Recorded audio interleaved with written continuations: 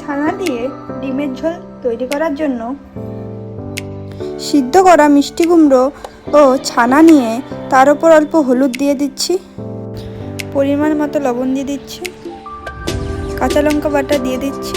এখন ভালো করে মেখে নেব।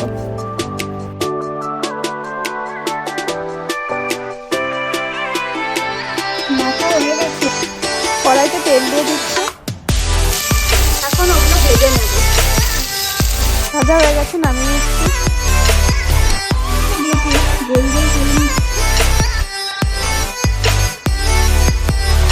আবার অল্প ছানা নিয়ে নিচ্ছি, তারপর অল্প চিনি দিয়ে দিচ্ছি, অল্প লবণ দিয়ে দিচ্ছি।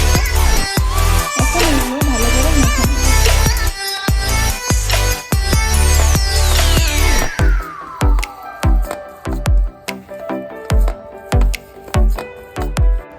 মাখা হয়ে গেছে, এখন ছানাটাকে ডিমের মতো করে বানিয়ে নেব।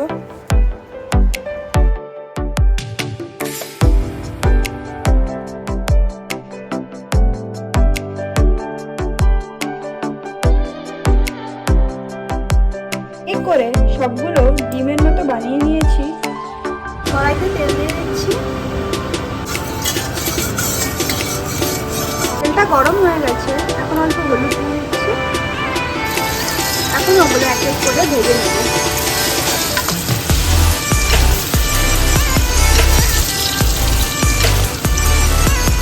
করে সবগুলো ভেজে নিয়েছি। ওই তেলে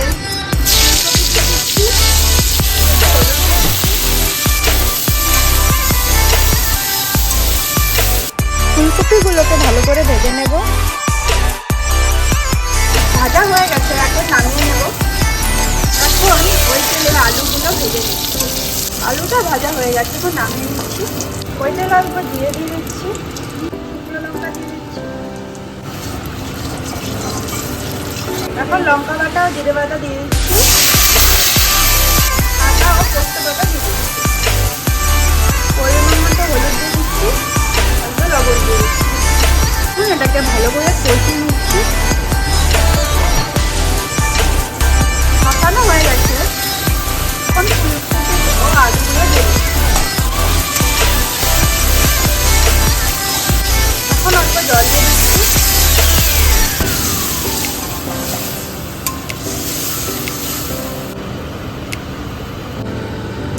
কাঁচা লঙ্কা দিয়ে দিচ্ছি।